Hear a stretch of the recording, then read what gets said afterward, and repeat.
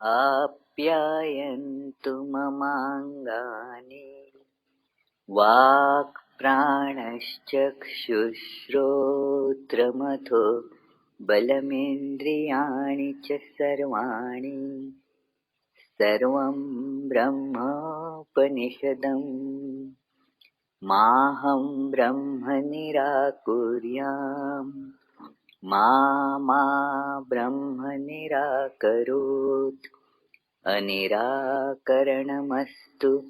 अनिराकरणं मेस्तु तदात्मनि निरते य उपनिषत्सु धर्मास्ते मयि सन्तु ते मयि सन्तु। ॐ शान्ति शान्ति शान्तिः। हरिः ओम.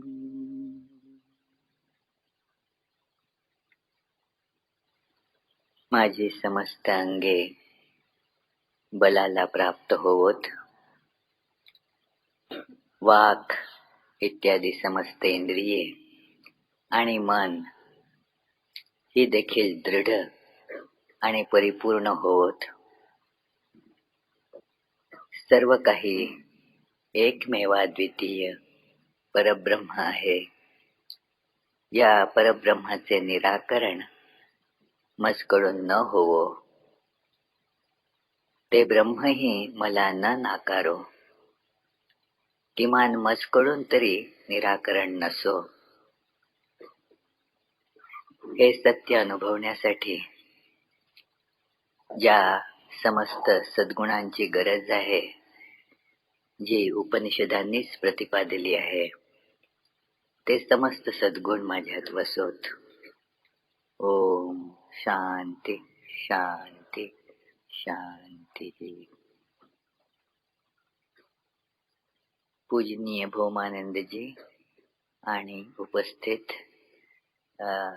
अन्य संन्यासीगण आणि ब्रह्मचारी वृंद, तसेच समस्त भक्त श्रोतृवृंद, छांदोग्य उपनिषदावरील या प्रवचनमालेचं हे शेवटचं अंतिम प्रवचन आहे. आणि जो सुरुवातीला शांती मंत्र आपण म्हणतो, त्याच्याबद्दल आज थोडीशी चर्चा मी करणार आहे, आणि इतरही दुसऱ्या एका विषयाची. या शांती मंत्रात सांगितलेलं आहे की माझी समस्त अंगे बलाला प्राप्त होवोत. आपल्याला स्वतःला बलवान बनवायचं आहे. स्वामी विवेकानंद सांगतात, अनेक ठिकाणी सांगतात की उपनिषदातून आपल्याला हा सगळ्यात महत्वाचा संदेश प्राप्त होत असतो की आपण बलवान झालं पाहिजे. केवळ दुबळेच पाप करत असतात. पाप, दुर्बलता हेच पाप आहे. जर आपण दुर्बल असू तर आपल्याला संयम करता येत नाही. म्हणून शारीरिक आणि मानसिक बलाची नितांत आवश्यकता आहे. आणि उपनिषदांचं अध्ययन करणाऱ्या या शिष्यांना हे ठाऊक असल्यामुळेच प्रार्थना तिथपासून सुरू केली जाते की माझी समस्त अंगे बलवान होवोत. आणि पुष्कळदा आपला बलाबद्दल जरा गैरसमज असतो की जास्त बलवान झाला म्हणजे मनुष्य जास्ती असा गर्विष्ठ आणि दुसऱ्यांवर कुरघोडी करू इच्छिणारा असा होऊन जातो. पण वास्तविक तशी स्थिती नाही. जर बल असलं आपल्याजवळ तर ते बल नियंत्रित करण्याचं बल देखील आपल्यामध्ये आपण निर्माण करू शकतो. जर मुळात बलच नसेल तर ते नियंत्रित करण्याचाही प्रश्न येत नाही. आपल्याला आपलं मन नियंत्रित करायचं आहे, मनावरती ताबा मिळवायचा आहे, तर अनेकदा असा गैरसमज होत असतो की म्हणजे मग असं करू आपण मनाला दुबळं करून टाकू, म्हणजे मग त्याला नियंत्रित करणं सोपं आहे. असं वाटतं की आता काय की त्याची शक्ती एवढी जास्त आहे, त्यातल्या प्रवृत्ती, मनातल्या नाना प्रकारच्या प्रवृत्ती इतक्या बलवान आहेत की त्याला संयमित करायचा प्रयत्न म्हणजे जवळजवळ अशक्य आहे. म्हणून असं वाटतं की आता ह्या स्थितीमध्ये पहिल्यांदा मनाला दुबळं करू आणि त्याला ते दुबळं झाल्यावर मग त्याच्यावर ताबा मिळवू. पण मग त्या दुबळ्या मनाचा उपयोग काय? काल जसं आपण बघत होतो की मेलेल्या घोड्याला काबूत आणणं म्हणजे काही त्याला काही अर्थ नाही, काही उपयोग नाही. तसं मन दुबळं केलं तर त्याला काही उपयोग नाही त्याचा. म्हणून मन आणि इंद्रिय ही सगळी बलवान हवीत आणि ती ताब्यात हवीत. ते मला बंद गाडी छान चालवता येते, मग काय चालवणार आहे, ती चालतच नाहीये त्याच्यामुळे. तर तसं व्हायला नको. इंजिन असलं पाहिजे, चांगलं शक्तिशाली इंजिन असलं पाहिजे गाडीचं. आणि बाकीही त्याची जी सगळी त्या गाडीची जे भाग आहेत तेही कार्यरत सक्षम असले पाहिजेत आणि मग ते आपल्या ताब्यात असले पाहिजेत. आणि दुसरी गोष्ट पुढे सांगितलेली आहे की असा हा दृढ विश्वास असला पाहिजे की ऋषीने सांगितलेलं आहे ते सत्य आहे. उपनिषदांनी जे सांगितलेलं आहे की सर्वव्यापी ब्रह्म हेच एकमेव अद्वितीय असं अस्तित्व आहे. ह्या सत्याचं निराकरण मजकडून न होवो. मला ते अनुभवायला वेळ लागेल. किती वेळ लागेल काही सांगता येत नाही. परंतु मला आज अनुभवाला येत नाही म्हणून मी ते नाहीच असं म्हणू नये. जर मी तसं म्हटलं की ते नाहीच, तर मग ते अनुभवाला येण्याची शक्यताही मावळून जाते. सुरुवात ही इथून होते. जसं कुठे आपण बघितलं की कुठे आपण जायला निघालो तर आधी ते स्थान आहे अशी खात्री असली पाहिजे, तरच मग त्या दिशेनं तिथे पोचण्यासाठी आपण योग्य प्रकारे प्रयत्न करू शकतो. जर ते स्थान नाहीच असं मनात आलं तर तिकडे जाण्याचा प्रश्न देखील कुठे उद्भवतो. म्हणून ऋषींनी सांगितलेलं हे ब्रह्म आहे याच्यावरती विश्वास ठेवला पाहिजे, त्याला आपण नाकारलं न पाहिजे. आणि हे ब्रह्मही मला न नाकारो हे म्हटलेलं आहे खरं. एक या प्रार्थनेचा हा भाग म्हणून की तिकडनंही मला नकार न येवो, परमेश्वर मला न नाकारो, ब्रह्म मला न नाकारो. पण ब्रह्म तसं बघितलं तर कधीच नाकारत नसतं. आपल्याला वाटत असतं की परमेश्वरानं माझ्यावरती कृपा नाही केली. बघा, परमेश्वराची कृपा दृष्टी मजवर नाही. इतर सगळ्यांवर तो कृपा करतो पण माझ्यावर करत नाही असं भक्ताला वाटत असतं. मोठमोठे भक्त अगदी रामप्रसाद वगैरे येतं की तू सगळ्यांच्या वरती असं कृपा केली, माझ्यावरती का नाही केली. श्रीरामकृष्णही म्हणत असत, बघ जगन्माते, तू इतक्या भक्तांवर कृपा केलीस, माझ्यावरती का अजून तुझी कृपा होत नाही. आपण वाचतो ते मोरोपंतांच्या त्या केकावलीमध्ये की पहा मी काय इतका अधम आहे का, तू इतक्या अनंत इतक्या याच्यावरती अधमांच्या वरती पण तुझी कृपा झाली, पण मी का बरं त्याच्यापासून वंचित राहिलो. तर म्हणून भक्त म्हणत असतो की तूही माझं निराकरण करू नयेस. पण लगेच मग त्याच्या जणू लक्षात येतं की नाही, जे काय निराकरण होत असतं ते इथूनच होत असतं, तिकडनं होत नसतं. म्हणून तो म्हणतो निदान ते असो पण माझ्याकडून तरी निराकरण नको व्हायला. तर आणि मग ही अभिव्यक्ती आहे हे त्याला ठाऊक आहे. परब्रह्माचं प्रगटीकरण म्हणजे काही बाहेरून काहीतरी आपल्यामध्ये येणार आहे असं नव्हे, तर आपल्यातलं हे शुद्धीकरण झालं म्हणजे आपल्यामध्ये नाना सद्गुण आले. ज्या सद्गुणांची आवश्यकता आहे हे परब्रह्माच्या अनुभूतीसाठी वास्तविक जीवन सद्गुणाने जर मंडित नसेल तर मग या परब्रह्माची प्राप्ती, परब्रह्माची अनुभूती येऊ शकत नाही. सद्गुण असले म्हणजे ते येईलच असं नाही, परंतु ते नसले तर येणार नाही हे नक्की. म्हणून जे अनेक प्रकारचे सद्गुण, शम, दम, उपरती, तितिक्षा, त्याला म्हटलंय षट संपत्ती, किंवा भगवद्गीतेत 16व्या अध्यायामध्ये दैवी संपत्ती म्हणून जी सांगितलेली आहे, ती दैवी संपत्ती भगवान म्हणतात दैवी संपद विमोक्षाय. आपण संपत्तीने काही गोष्टी विकत घेऊ शकतो. माझ्याजवळ ही संपत्ती आहे, आता त्याच्यातनं मी काही काही घेऊ शकतो. तर दैवी संपत्तीतनं काय विकत घेतलं जाऊ शकतं म्हटलं तर म्हणतात की मोक्ष मिळू शकतो विमोक्षाय. तर म्हणून हे समस्त सद्गुण आपल्यामध्ये आले पाहिजेत यासाठी ही प्रार्थना आहे. कारण माहिती आहे की याच्याशिवाय काही आपल्याला हे ज्ञान होऊ शकणार नाही. ही गोष्ट मुद्दाम म्हणून आपल्यावरती बिंबवायला हवी. कारण पुष्कळदा आपण सद्गुणांच्या जोपासनेवरती हवा तितका भर देत नाही.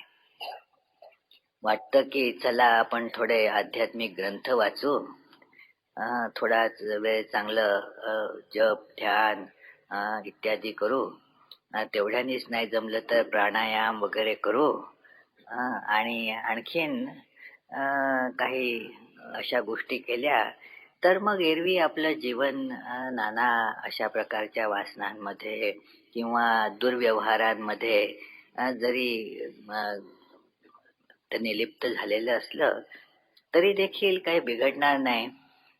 पण असं बरोबर नाही, असं होत नसतं. म्हणून आपल्या जीवनामध्ये नैतिकतेची खूप प्रतिष्ठा असायला हवी. हे बरोबर आहे की नैतिकता म्हणजे आध्यात्मिकता नव्हे. एखादी व्यक्ती आध्यात्मिक नसूनही निदान सामाजिक पातळीवरती तरी अतिशय नैतिक असू शकते. परंतु उलट होणार नाही की एखादी व्यक्ती आध्यात्मिक आहे, आध्यात्मिक अनुभूती संपन्न आहे, परंतु नैतिक नाही, असं शक्य नाही. नैतिकता ही पहिली पायरी आहे आपल्या जीवनात. त्याला अगदी सामान्य नैतिकता म्हटली जाते.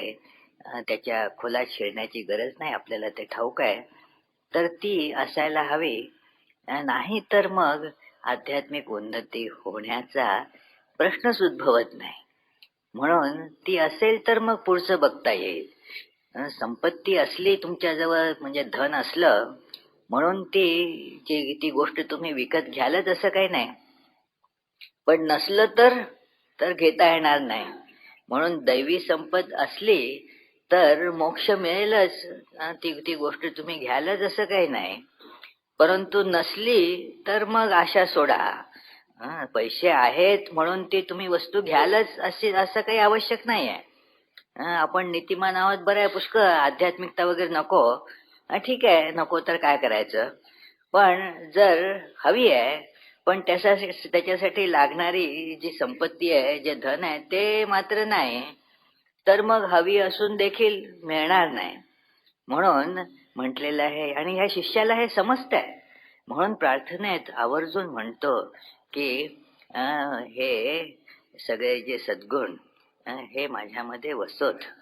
आणि हे सद्गुण काही मी स्वतः कल्पना करतोय असं नाही, त्याची वर्णना उपनिषदांनीच केलेली आहे, वेदांतात सांगितलेले आहेत. तर ते माझ्यात असोत म्हणजे मग माझं हे जीवन त्याच्याकडे जाऊ शकेल. आपण बघत होतो परवा नारद आणि सनत कुमार यांचा संवाद. आणि काल आपण बघितलं की कशी ह्या तपश्चर्येनं अंतःकरण शुद्ध होत होत गेल्यामुळे इंद्राला परब्रह्माचं ज्ञान क्रमशः झालं. तर हळूहळू ते उलगडत गेलं इंद्रासमोर. याच्यात आपण बघितलं की हे अंतःकरणाच्या शुद्धीनं साधत असतं. नारद सनतकुमार संवादाच्या जवळजवळ शेवटी हा उपदेश नारदालाही दिला गेलेला आहे. नारदाला सगळं हे ज्ञान दिलं की भूमा एव सुखम न अल्पे सुखमस्ती, की हे अनंत भूमा तेच सुख स्वरूप आहे. शांत मर्यादित गोष्टीत कधी आनंद मिळणार नाही.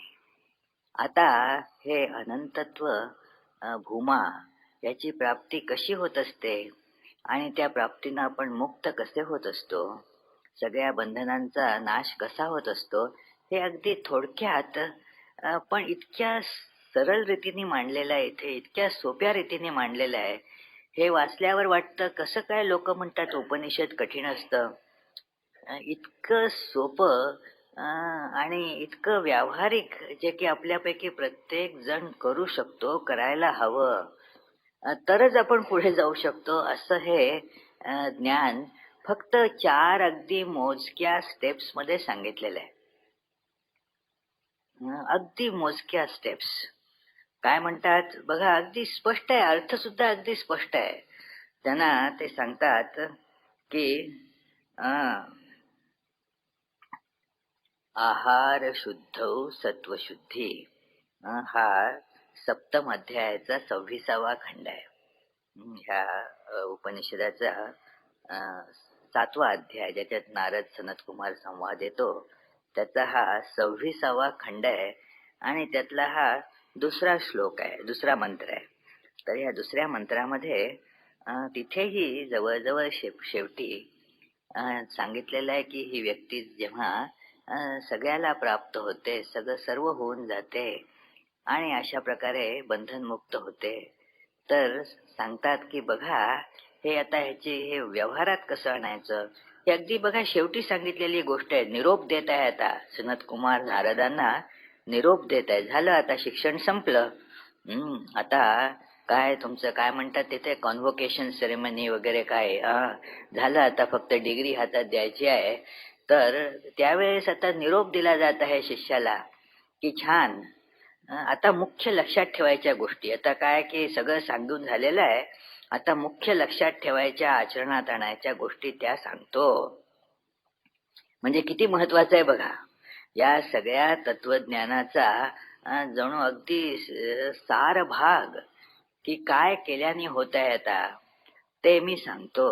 इतकं महत्वाचं आणि तरीही इतकं सोपं, इतकं समजायला सुगम असं हे तत्व आहे. म्हणतात की आपल्याला मन शुद्ध करायचंय, अंतःकरण शुद्ध करायचंय. कसं शुद्ध होईल? आहार शुद्ध सत्वशुद्धी. अंतःकरण शुद्ध झालं पाहिजे ना, तर कसं शुद्ध होईल? तर आहार शुद्ध झाल्याने अंतःकरण शुद्ध होतं. जे आपण आत घेतो त्याच्यावरतीच त्याचं शुद्ध किंवा मलिन असणं अवलंबून आहे. म्हणून आपला जो इनटेक, आत घेणं जे आहे ते बरोबर असलं पाहिजे. जे काही आपण आत घेतो, आहार शब्दाचा अगदी प्राथमिक स्वाभाविक अर्थ म्हणजे आपण जे जेवतो, जे खातो पितो वगैरे, ते शुद्ध असलं पाहिजे. अशुद्ध आहार घेऊ नये. ऐकल्याबरोबर सर्वसाधारणपणे नुसतं भारतातच काय, पण अमेरिकेत सुद्धा लोकांच्या मनात येतं म्हणजे शाकाहारी झालं पाहिजे का? मित्र हो, असं इथे कुठे म्हटलेलं नाही आहे की शाकाहारी झालं पाहिजे. आहार शुद्ध होणं म्हणजे शाकाहारी होणं असं नाही. शाकाहारी न झालं तरी आपला आहार शुद्ध होऊ शकतो आणि शाकाहारी होऊन देखील अशुद्ध राहू शकतो. आहार शुद्धीचा संबंध शाकाहाराशी नाही. आपल्याला अनेकांना असा प्रश्न असतो की ह्या प्राणी मात्राची हिंसा होऊ नये. उत्तम आहे ना, चांगली गोष्ट आहे की प्राणी मात्राची हिंसा होऊ नये. परंतु आता ह्याच्यात आपण गृहीत धरत असतो की वनस्पतींना काही सुखदुःख नाहीत, वनस्पतींमध्ये काही प्राण नाही, ही गोष्ट आपण कशी गृहीत धरीत असतो. ते बरोबर आहे का? आपल्याला वाटतं की प्राण्यांना जी हिंसा होऊ नये, त्यांना त्रास होऊ नये. बाकी झाडांना वगैरे झाला तर काय एवढं काही आपल्याला वाईट वाटायचं कारण नाही. तर आपलं ते हे आहे तिकडनं ग्लोबल वेदांत नावाचे एक त्रैमासिक निघत असतं. त्याच्यात एकदा एक छान कार्टून काढलं होतं ग्लोबल वेदांत मध्ये, की सगळ्या भाज्यांनी आपलं एक अधिवेशन भरवलेलं आहे शाकाहाराचा निषेध करण्यासाठी. अं, त्याने आणि एक मोठा भोपळा त्याचा तो अध्यक्षस्थानी आहे. छान चित्र खूप सुंदर होतं. एक मोठा भोपळा तिथे अध्यक्षस्थानी बसलेला आहे. त्याने हातात ते हे हातोडा घेऊन असं मारत आहे आणि म्हणतो तिकडे की सर्व भाजी बंधूंनो, कॉम्रेड्स, आपण एकजुटीनं हा मनुष्यांचा दुहेरी हल्ला परतवून लावला पाहिजे. दुहेरी हल्ला कसा? तर एकीकडे तर ते आपल्याला खाणार आणि दुसरीकडे जे प्राणी आपल्याला खातात त्यांना मोकळं सोडणार. म्हणजे असा हा दुहेरी हल्ला आपल्यावरती होतोय. त्याच्यापासून स्वतःला हे बचावलं पाहिजे. मित्र हो, मी काही असं म्हणत नाही की शाकाहार चांगला नाही. त्याचे आपापले सद्गुण आहेत. चांगलं आहे, कोणी शाकाहारी आहे तर उत्तम गोष्ट आहे. परंतु शाकाहारी असलं तरच आध्यात्मिक होता येतं आणि जर मांसाहारी असेल तर होता येत नाही. माझा सुद्धा असा हा गैरसमज होता आणि हळूहळू मी शिकलो. दिसलं की अनेक मांसाशन करणारे लोक मी शाकाहारी असलो तरी माझ्यापेक्षा कितीतरी अधिक सद्गुणी आहेत, कितीतरी अधिक आध्यात्मिक आहेत आणि कितीतरी असे शाकाहारी माझ्या सकट, त्याच्यात माझा अंतर्भाव आहे की काही विशेष सद्गुणी नव्हते. असे अनेक दिसतात. तर त्याच्यामुळे नुसता काही त्या ह्या आहाराशी म्हणजे शाकाहारी आणि मांसाहारी इतकं ढोबळ त्याचं काही असं भाग करता येत नाही की शाकाहारी म्हणजे शुद्ध. आणि मी शाकाहार घेतो. अगदी किती लोकांना याचा अभिमान असतो. आम्ही गाईच्या तुपाखेरीज काही खात नाही. चांगलं आहे. आणि एकाने कोणी सांगितलं बघा की असं जे तुम्ही खाता तेच तुम्ही बनता. आता हे टीका करायसाठी सांगतात की तुम्ही म्हणजे काय आता बकरा खाल्ला तर बकरा होता. आता ह्याच न्यायाने बघितलं तर शेंगदाणे खाल्ले तर शेंगदाणे होतात असं म्हटलं तर काय चुकलं? जर अगदी अक्षरिक अर्थाने हे घ्यायचं ठरवलं असं सांगण्यात येतं मोठ्या तो हे करून, चेहरा मोठा उग्र करून, बघ काय खातोस त्याच्याकडे लक्ष ठेव. बकरा खाल्लास तर बकरा होशील. मग आता काय शेंगदाणे खाल्ले तर शेंगदाणे होशील, अळू खाल्ले तर अळू होशील. आता काय याला काही काही मर्यादा राहत नाही ना. तर इथे जे म्हटलेलं आहे की आहार शुद्ध सत्वशुद्धी, हे फार महत्वाची गोष्ट आहे. आहार शुद्ध असला पाहिजे. म्हणजे अगदी आपण जे तोंडाने आहार घेतो तो देखील आहाराची आणखीन विस्तृत किंवा आणखी उदार अशी व्याख्या आहे. त्याच्याकडे आपण वळूच. परंतु हे तोंडाने आपण जे भोजन घेतो त्याच्याकडे जरी लक्ष दिलं तरी ह्याची शुद्धी कशामुळे होते? हा आहार अशुद्ध कशामुळे होतो? आणि शुद्ध आहार म्हणजे काय? तर आहार हा अशुद्ध होतो तो आपल्या वासनांमुळे अशुद्ध होतो. जेव्हा तो आहार आपण आवश्यक म्हणून घेतो तर तो शुद्ध आहे. आहार हा जर आपल्याला शरीर धारणेसाठी आवश्यक आहे, आपल्यामध्ये बल असावं म्हणून आवश्यक आहे, तर त्याच्यासाठी जो काही उपयुक्त आहार घेतला जातो तो शुद्ध आहे. परंतु मला हे फार आवडतं वगैरे म्हणजे मग तो त्या वासनेमुळेच आहार तो अशुद्ध होऊन गेलेला आहे. आणखी त्याला तो मग तुमचा अगदी शुद्ध तुपातला काय गाईचं किंवा आणखीन कोणाचं असलं काय तरी सुद्धा त्या वासनेमुळे तो अशुद्ध होत असतो. मला आवडतं, लालसेमुळे जे भोजन केलं जातं ते अशुद्ध असतं. जे आवश्यक म्हणून केलं जातं ते शुद्ध असतं. हा त्यातला अगदी मानसिक दृष्ट्या उपयुक्त, अगदी सहज समजण्यासारखा सिद्धांत आहे की ते शुद्धीकरण आणि अशुद्धीकरण हे याच्यामुळे होत असतं. एका स्वामी विवेकानंदांना कोणी तिथे अमेरिकेत असताना इकडनं की तुम्ही काय वाटेल ते तिकडे खाता म्हणून ऐकतो वगैरे अशी पत्र आली होती. आणि त्यांनी म्हटलं, आता बघा मी इथे इकडे फिरतो, काय जे काय जेवण मिळतं ते खातो. आता शरीर धारणेसाठी जेवण आवश्यक आहे. तर म्हणे ज्यांना म्हणे हे पत्र लिहितात त्यांना इतकीच माझ्या ह्याची चिंता असेल तर त्यांनी एक आचारी पाठवावा सगळी सामग्री घेऊन माझ्या बरोबर, मग तो देईल ते मी खाईन. बाकी एरवी नुसती तोंड पाटील की काय ते हे खाऊ नये ते खाऊ नये ते खा. आणि तर आहाराचा प्रश्न तिथे येतो की जी गोष्ट आपल्याला आपण निव्वळ चवीसाठी खातो, आणि त्याच्यामुळे मग जे त्याच्यातले त्याचा जो मानसिक संबंध आहे आपला तो वेगळ्या प्रकारे लागतो. आपल्या जीवन अशुद्ध वासनांमुळे होतं. आपल्या समस्त इच्छा त्या आपल्या चित्ताला दूषित करीत असतात आणि म्हणून त्या दृष्टीने जेव्हा आपण काही खातो अशुद्ध आहे. आणि जे शरीर धारणेसाठी आवश्यक आहे म्हणून ते घेतलं जातं तेव्हा ते शुद्ध असतं. शंकराचार्य त्यांचं ते साधन पंचकम मध्ये म्हणतात की साधकाचं जेवण कसं असलं पाहिजे. एक छान ओळ येते त्याच्यामध्ये, क्षुद्व्याधी चिकित्सितम प्रतिदिनम भिक्षौषधम भुज्यताम. क्षुधारूप व्याधीची चिकित्सा करण्यासाठी रोज भिक्षौषध, भिक्षारूपी औषध घ्यायला हवं.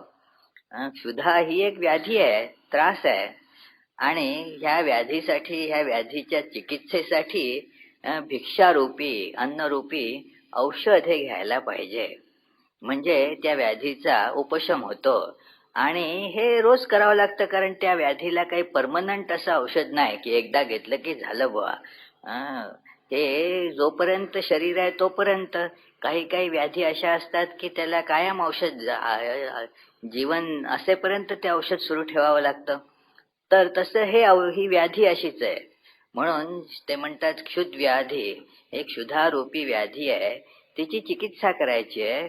तर त्याच्यासाठी हे भिक्षारूप औषध घ्यायला पाहिजे. ते औषध म्हणून घ्यायचंय, अन्न हे औषध म्हणून घ्यायचंय म्हटल्यानंतर बघा ते शुद्धच असेल. आता औषधम जानवी तोयम म्हटलेलं आहे की ते औषध हे गंगाजळासारखं शुद्ध आहे. का बरं? औषध कोणी ते आवडतं म्हणून घेतं का? ते काय चॉकलेट म्हणून खात नाही. आता ते ते कसं बस आपलं थोडंसं पाणी घेऊन त्या गोळ्या गिळून टाकतो. त्याची चव वगैरे बघण्याच्या फंदात कोणी पडत नाही. कोणी ते आवडतं म्हणून घेत नाही. म्हणून अन्न देखील एक औषध म्हणून घ्यायला पाहिजे की हे मला इतकं घ्यायला पाहिजे. औषध देखील जसं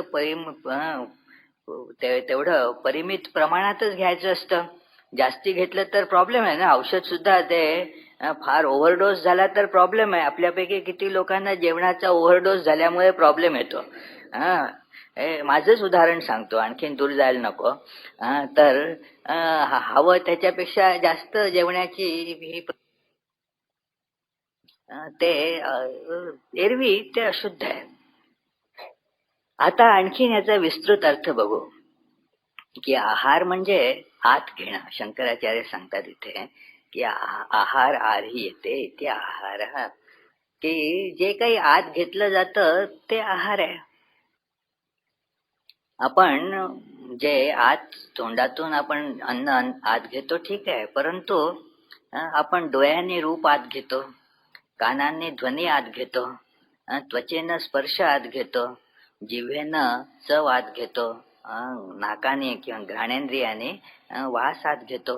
ह्या सगळ्या ज्ञानेंद्रियातून आपण जग आत घेत असतो. सदोदित आपलं ते आत घेणं सुरू असतं.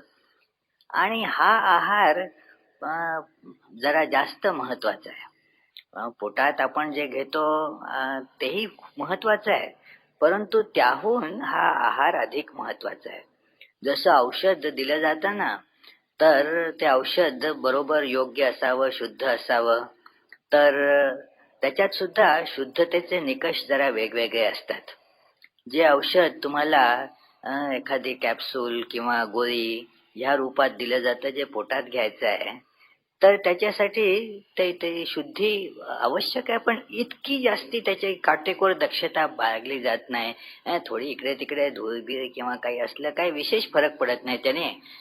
ते शुद्ध असतं, परंतु त्या शुद्धतेचा निकष वेगळा आहे. परंतु तेच औषध जर तुम्हाला इंट्राव्हेनस इंजेक्शन म्हणून द्यायचं असलं, तर फार अगदी एक धुळीचा कण आणि असल्या गोष्टी तिथे अजिबात चालणार नाहीत. ते खरोखर, कारण त्याचा ते अगदी सरळ तुमच्या हृदयात जाईल. ते रक्तात सरळ रक्तात जात आहे, ते सरळ तुमच्या हृदयात पोचणार आहे. म्हणून त्या बाबतीत दक्षता फार जास्ती घ्यावी लागत असते. जे पोटातनं आपण घेतो तिथे आपल्या ह्या एकंदर इथल्या यंत्र प्रणालीमध्ये पोटातून रक्तात जे जाणार, त्याच्यात तिथे शुद्धीकरणाची प्रक्रिया तिथे ठेवलेलीच आहे. आपण काय सगळं खात असतो ते त्याचं सगळे शुद्धीकरण होऊन मल बाहेर टाकला जातो, बाकी जे घेण्यासारखं आहे ते घेतलं जात असतं.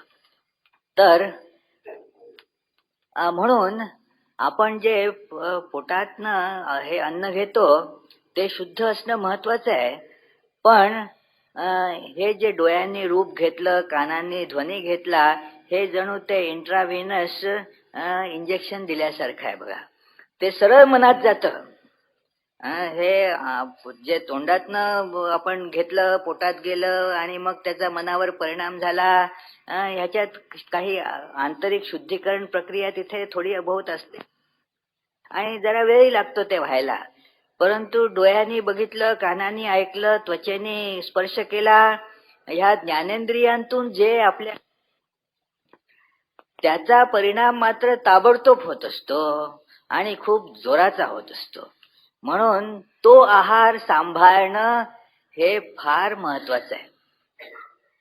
हे आपण इथला तोंडातून घेतला जाणारा अन्नरूपी आहार, त्याच्यावरती खूप जास्ती लक्ष दिलं, तो कंट्रोल करू, बाकी काही कंट्रोल नाही केलं तर ते म्हणजे असं झालं की ते एक जण त्याने रेल्वेत जाऊन कोणाचा खून केला आणि त्याला ते काय की रेल्वेच्या लोकांनी त्याला पकडलं म्हणे तिकडे, आणि त्याला शिक्षा कशाची केली तर ते तिकीट नव्हतं त्याच्याजवळ म्हणून बिना तिकीट प्रवास करण्याची शिक्षा दिली. ते खून केला, ते गेलं तिकडं. एवढा मोठा खून केला, त्याचं ते हे लोक कशाची चर्चा करत, त्याच्याजवळ तिकीट होतं की नाही, तिकीट नसल्याबद्दल त्याच्यावरती गुन्हा दाखल झाला. तर हे असं आहे की आपण अरे ते तोंडातनं ते आहार घेतो तो असो, अरे बाकीचं जे हे सुरू आहे त्याचं काय आहे, ते जास्त महत्वाचं आहे. तर ती शुद्धी, आपल्या आहाराची शुद्धी ही सर्व प्रकारे व्हायला हवी. आता इथे एक प्रश्न निर्माण होतो की का हो, हे जे आपण अन्न घेतो त्याची शुद्धी समजते, पण आता डोळ्यांनी जे घेतो ते शुद्ध करायचं म्हणजे काय करायचं? आता काय बघायचं नाही का आजूबाजूला? आजूबाजूला ज्या सगळ्या काही मोहक गोष्टी दिसतात, बरं कुठली मोहक असेल आणि कुठली नसेल हे बघितल्याशिवाय सांगता येत नाही ना हो. आणि बघितलं म्हणजे ती गेली की आतमध्ये तोपर्यंत. हा तर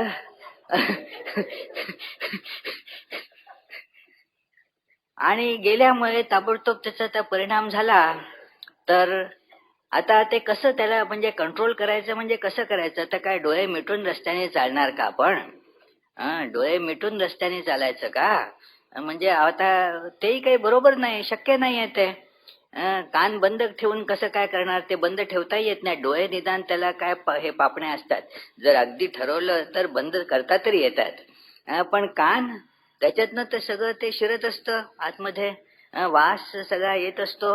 आणि हे सगळं कसं म्हणजे ह्या इंद्रियांना संयमित करायचं, ते कसं काय करायचं? स्वामी विवेकानंदांनी कर्मयोगात याच्या उपायाचं छान विश्लेषण केलेलं आहे. आणि आधुनिक भाषेत असल्यामुळे ते आपल्या सगळ्यांना समजण्यासारखं आहे बघा. शास्त्रांमध्ये भगवद्गीता आणि उपनिषद याच्यात आहे ही सगळं वर्णन आहे. परंतु मी इथे उद्धृत करणार आहे ते या बाबतीत स्वामी विवेकानंदांनी जे सांगितलं ते कर्मयोग पुस्तकामध्ये आपल्याला सापडेल. ते छोटस पुस्तक अतिशय उपयुक्त पुस्तक आहे बघा. फार आपल्या दैनंदिन जीवनामध्ये त्या पुस्तकाचा मला स्वतःला इतका उपयोग होतो. अजूनही 100 वेळापेक्षा जास्त वेळा मी ते पुस्तक वाचलं असेल, पण आताही उघडतो तर वाटतं अरे वा, ही गोष्ट आपल्याला त्यावेळेस काही लक्षात नव्हती आली, किती महत्वाची गोष्ट आहे. ते सतत वाचण्यात ठेवण्यासारखं पुस्तक आहे. तर तिथे स्वामीजी म्हणतात की बघा, की आपण जे सगळं काही बघतो, ते जे काही बघतो ते सगळंच आत घेतो असं काही नाही. ते उदाहरण देतात की बघा, तुम्ही रस्त्यावरनं जाताना हजारो लोक तुमच्या नजरेसमोरून जात असतील. इथे आता समजा आपल्या समोरच्या सिंहगड रोड वरनं तुम्ही चालू लागलात, जीव मुठीत धरूनच चालावं लागतं. पण आता चालता चालता तुम्हाला दिसलं तर किती लोक दिसतील बघा, किती गाड्या दिसतील काय. आता इतक्या गर्दीतून असे तुमच्या डोळ्यासमोरून हजारो चेहरे गेले. 2 मिनिटानंतर त्यातला एक तरी तुमच्या लक्षात आहे का? त्यातला एकही लक्षात राहिला नाही. कदाचित कोणी ओळखीचा दिसला तेवढ्या याच्यामध्ये, तेवढं लक्षात राहिलं, हो मी तुला बघितलं होतं बरं तिकडं, तेवढं फक्त लक्षात राहिलं. बाकीचे सगळे चेहरे आता काय झाले तिथे, त्याची ती आपल्या बुबुळांवरती त्या रेटिनावरती काय त्याची ते उमटलं नाही का चित्र, त्याचं ते उलटी प्रतिमा, त्या प्रकाशाच्या नियमाप्रमाणे त्याची ती उलटी प्रतिमा उमटलीच. आणि ती त्याची संवेदना त्या याने मेंदूला नेलीच, त्याच्यामुळेच ते चित्र दिसलं. पण दिसलं तरी ते काही तिथे स्टोअर केलं गेलं नाही, ते काही तिथे ठेवलं गेलं नाही, ते संपलं तिथे. तिथे काही ते आपल्या जवळ राहिलं नाही. ते विचारलं की तुम्ही बघितलं का? मग काय बघितलं माहित नाही बा, मी काही लक्ष दिलं नाही. त्या गोष्टी काही आपण आत घेतल्या का? त्याचा आहार केला का? आहार केलेला नाही त्याचा. म्हणून सांगायचं तात्पर्य असं की ह्याच्यावरनं काय दिसतं की अजाणतेपणी ते फिल्टर तिथे बसवलेलंच आहे. सगळंच काही आत घेतलं जात नाही. इंद्रियात वरती ज्या सगळ्याचा आघात होतो ते सगळंच काही आपण आत घेतो असं नाही. याचा अर्थ काय की तिथे एक दरवाजा आहे,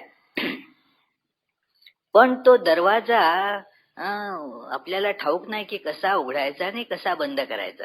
सगळ्या ज्ञानेंद्रियांना बघा असा दरवाजा लावलेला आहे. मानसशास्त्र दृष्ट्या बघा हे सत्य किती किती महत्वपूर्ण आहे की आपल्या समस्त ज्ञानेंद्रियांना असे दरवाजे आहेत, पण ते आपल्याला उघडायचे बंद करायचे कसे माहित नाही. ते आपले स्वाभाविकरित्या उघडतात. उघडले की काय जे आहे ते आत येतं. मग तो कचरा घाण जे काय असेल ते आत येतं आणि मनात मग सगळं ते मन अशुद्ध झालं असं म्हणतो. कितीतरी विकार चालवले गेले, काही हे झालं, कारण काहीतरी बघितलं जे नको होतं ते आत आलं. पण आणि आपल्याला कळलं सुद्धा नाही ते कसं आत आलं. काल कुठे गेलो होतो ते तिकडे एक ते दरवाजावरती सिक्युरिटी आहे, पण ते फेरीवाले इत्यादी कोणी आत येऊ नयेत म्हणून तिथे ते बसवलेलं आहे. आणि तरी सुद्धा एक जण ते फिरते विक्रेते वगैरे ते एक जण आलाच त्याच्यामधनं, एक मुलगी शिरलीच आतमध्ये आणि दरवाजावरती ते बेल वगैरे वाजवून आहे काय. आणि मग त्या मनुष्याला तिथला प्रश्न पडला की ते तुम्ही इथे येऊच कसे शकला, आलातच कसे, ते सिक्युरिटी काय करत होती. त्यांनी लगेच त्या सिक्युरिटीची मग हजेरी घेतली की हे आत येऊच शकले कसे. तुमच्यासाठी आम्ही इतके पैसे खर्च करतो, वर्षाला लक्षावधी रुपये तुमच्या सिक्युरिटीसाठी खर्च केले जातात, आणि हे असं त्याच्यापेक्षा जर नको मग ते आम्हीच सांगू त्या लोकांना नको आहे आम्हाला काही. ते सोपं आहे. जर हे 9 लाख रुपये तुमच्या काय 10 लाख रुपये जे काय, मला नक्की ते आकडा आठवत नाही, तेवढे तुमच्यावरती खर्च करायचे वर्षाला आमच्या ह्या संस्थेनं, आणि तुमचा हा असा कारभार.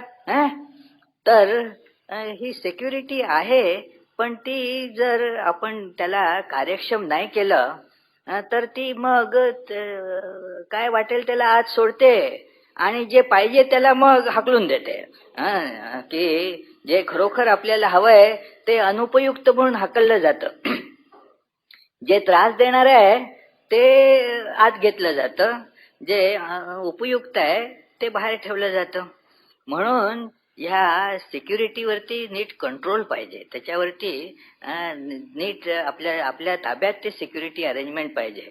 नाहीतर ती सिक्युरिटी होण्याच्या ऐवजी ते म्हणजे एक आणखीन डोकेदुखी होऊन बसते.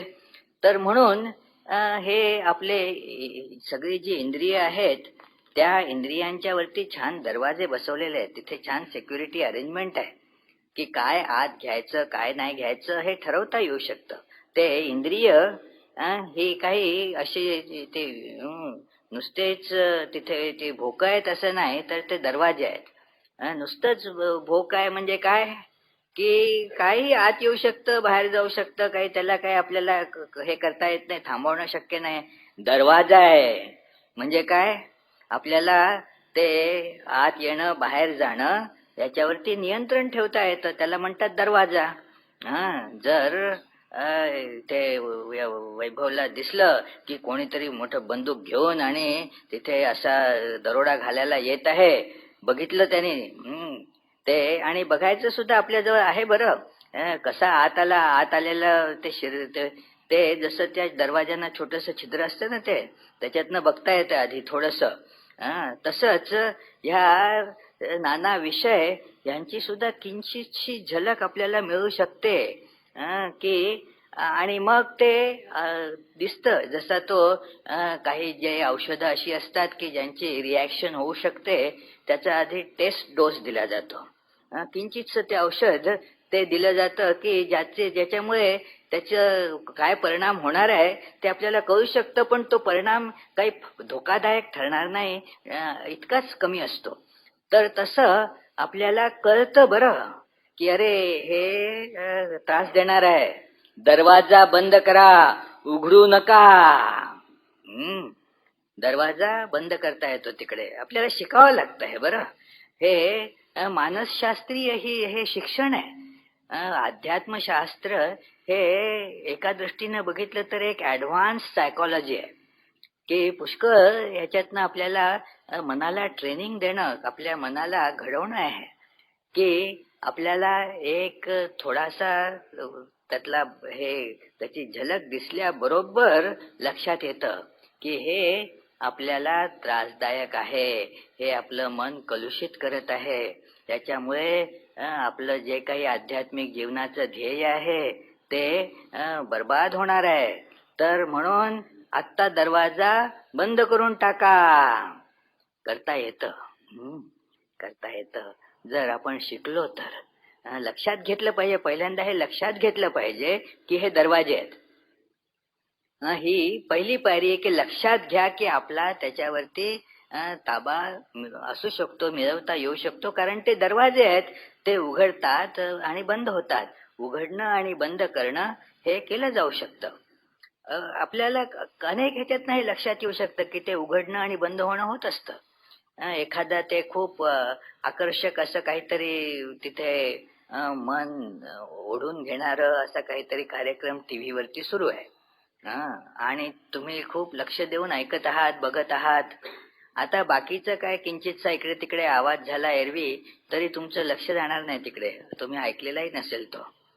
आणि म्हणजे काय की तो आवाज तिथे दरवाजा त्याच्यासाठी बंद होता, त्या आवाजाला आत प्रवेशच नाही मिळाला, तो दरवाजा बंद केला गेला होता. तुम्ही तो जाणीवपूर्वक नाही केला, पण तुम्हाला त्याची खूप आवड होती, त्याच्यामुळे तो तिथे दरवाजा दुसरा बंद होऊन गेला.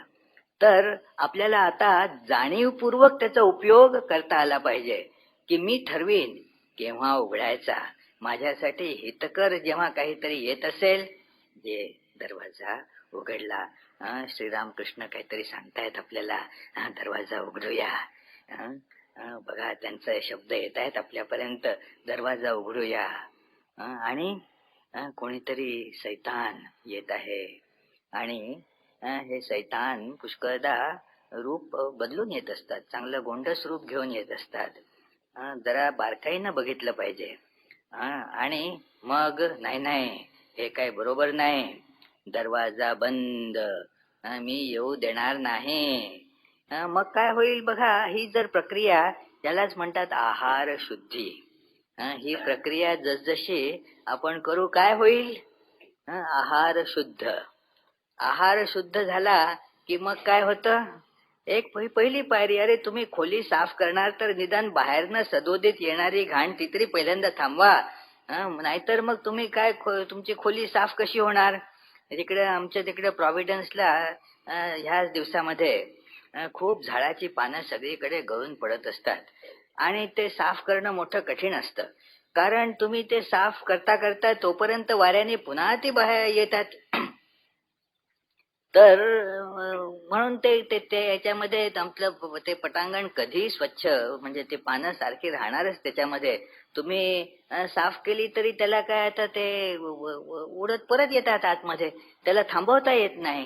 तर तसं जर आपल्याला थांबवता आलं नाही, जे नको यायला ते जर थांबवता आलं नाही, तर मग ती जागा कधी मन आपलं कधी स्वच्छ होऊ शकत नाही. तर ते म्हणून स्वच्छ होण्यासाठी ही पहिली पायरी आहे की इनटेक आपला जे आत घेणं ते योग्य तेवढंच आत घ्या, योग्य तेच आत घ्या. आणि ह्याच्यासाठी मित्र हो, सवय करावी लागते, अभ्यास करावा लागतो त्या गोष्टीवरती ताबा आणण्यासाठी. ते जे पुढचं जे 32 वर्ष वगैरे सांगितलं होतं ना काल आपण ऐकलं ते हे शिकण्यासाठीच आहे की काय आत घ्यायचं, काय आत नाही घ्यायचं. आणि हे आपण शिकलो हे, तर मग आता अंतःकरण शुद्धी सोपी आहे. एकदा बाहेरनं घाण येणं थांबलं की मग जे काय थोडा बहुत आहे कचरा जरा झाडू लावला की होऊन झालं, ते साफ झालं. तर मग ते नाम जप वगैरे करून ते सगळं साफ करता येतं. म्हणून पहिल्यांदा आहार शुद्ध हो. सत्व, सत्व म्हणजे सत्वचा अर्थ अंतःकरण. आहार शुद्ध हो, सत्व शुद्धी. आणि अंतःकरण शुद्ध झाल्यावर मग काय होईल की आता त्या अंतःकरणात जे सत्य दडलेलं आहे ते प्रकाशू लागेल. सत्व शुद्ध ध्रुवा स्मृती. मग ही जी आतमध्ये दडलेली स्मृती आहे जी आतापर्यंत अवगत होत नव्हती, आतापर्यंत ती दिसत नव्हती, जे सत्य आहे काय, मी परमात्म स्वरूप आहे, मी ब्रह्मस्वरूप आहे, याची स्मृती जागृत होईल. ते सत्य आहे, पण या सगळ्या कचऱ्यामुळे ते दडलेलं होतं. आता ही स्मृती दिसू लागेल, जागृत होईल की हो, मी परब्रह्म स्वरूप आहे. हे काय, मी कसल्या या गोष्टींच्या मागे लागलो, छी छी, धिक्कार, मी परब्रह्म स्वरूप आहे. हे ही स्मृती आता जागृत होईल.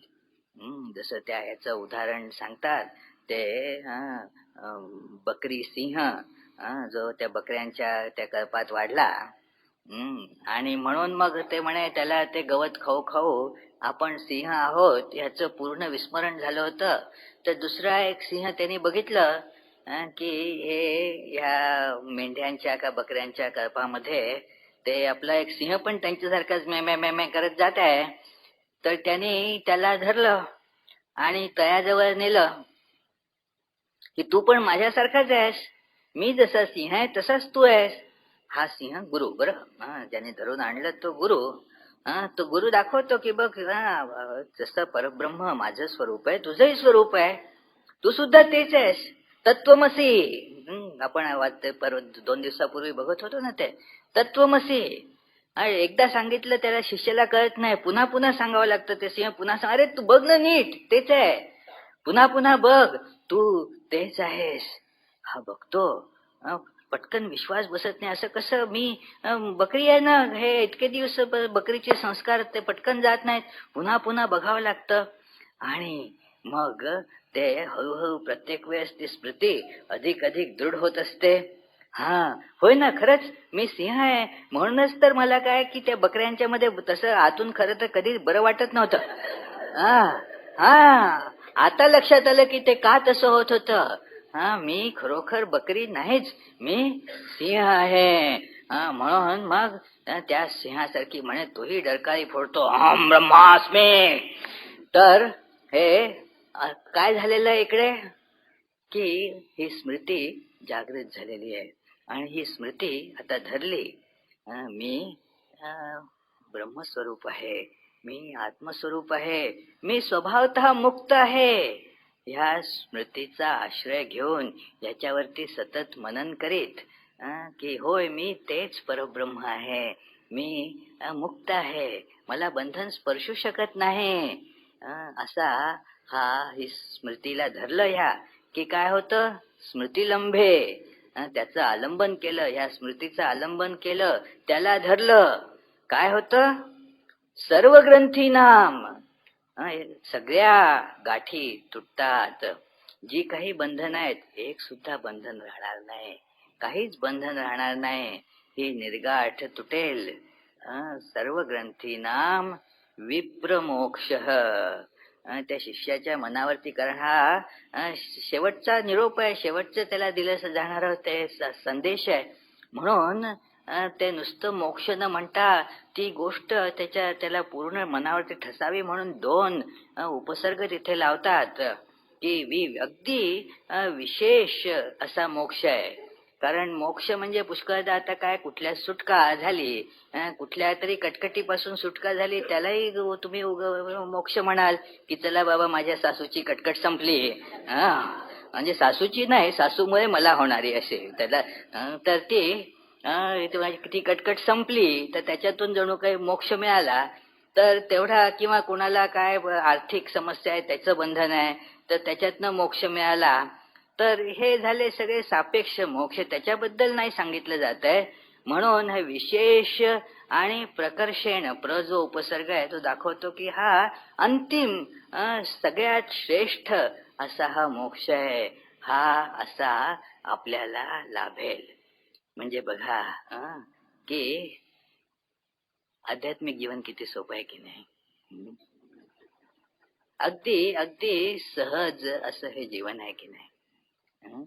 आहार शुद्ध, सत्वशुद्धी, 2-3 वाक्यात किती छान सांगितलेलं आहे.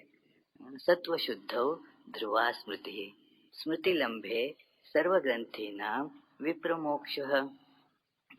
लॉजिकल आहे, किती तर्कशुद्ध रीतीने मांडलेलं आहे आणि किती सहज आहे, किती व्यावहारिक आहे. हे आपल्याला सगळ्यांना करता येतं, करायला पाहिजे.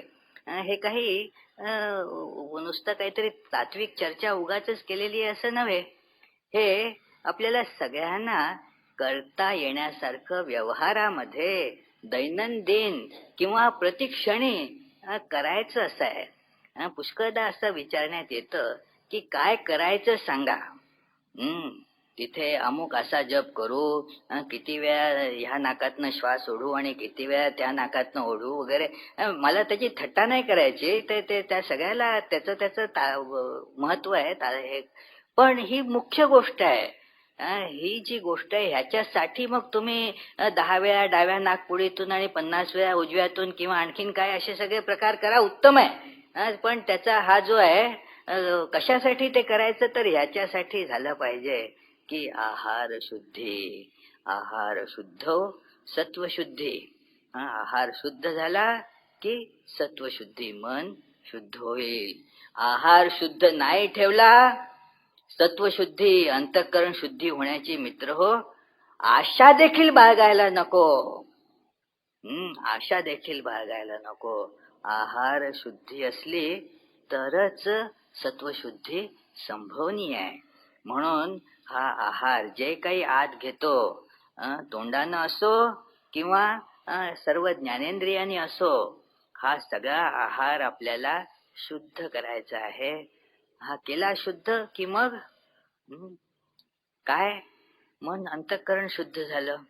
अंतःकरण शुद्ध झालं की मग ते सांगतात जसं की एखाद्या तळ्यात वरती, तिथे तुमच्याकडे तिथे तळ्यात काहीतरी पडली आहे वस्तू, काही दागिना वगैरे पडलाय, फार किमती आहे. आता ते तळ्यावरती पुष्कळ ते पाणी मलिन आहे, त्याच्यामुळे कुठे पडलं ते काही दिसत नाही. आता मग कसं काढणार ते तळ्यातनं, कुठे पडलं हे तर दिसलं पाहिजे. आता समजा ते म्हणून पाणी जर चांगलं ते स्वच्छ केलं तर आता हे बघा ते तिकडे पडलेलं आहे, आता काढणं अगदी सोपी गोष्ट आहे, सहज गोष्ट आहे. जोपर्यंत कुठे आहे हेच कळत नव्हतं तोपर्यंत काढणं कठीण होतं, आणि जोपर्यंत ते पाणी स्वच्छ होत नाही तोपर्यंत कुठे हे दिसणार नव्हतं. म्हणून हे अंतःकरणात हा दडलेला आहे संस्कार की मी परब्रह्म स्वरूप आहे, ते सत्य आहे. ह्या संस्कारावरती कितीतरी बाकी ह्या आपल्या ह्या इच्छांची, वासनांची, नाना प्रकारच्या ह्या सवयींची धूळ, घाण, कचरा सगळा पडलेला आहे. आता तो पहिल्यांदा तर जो आणखीन पडतोय तो तरी थांबवा. तो थांबवल्यावर मग हा जो आहे तो काढून टाकला, अंतःकरण शुद्ध झालं.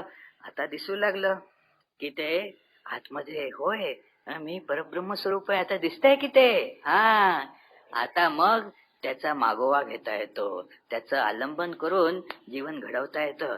ते स्मृतिलंबे, त्या स्मृतीचा आश्रय घेऊन आता मग सगळ्या बंधनांपासून आपली सुटका होते आणि मग सर्व जीवन ठाई तेच एकमेव परब्रह्म आहे.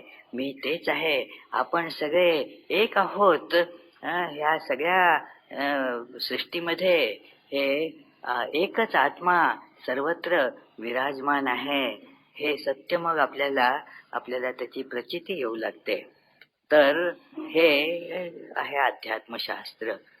त्याचं सार हे आहे. आपल्या सगळ्यांच्या जीवनामध्ये ही शक्ती आपल्याला मिळो.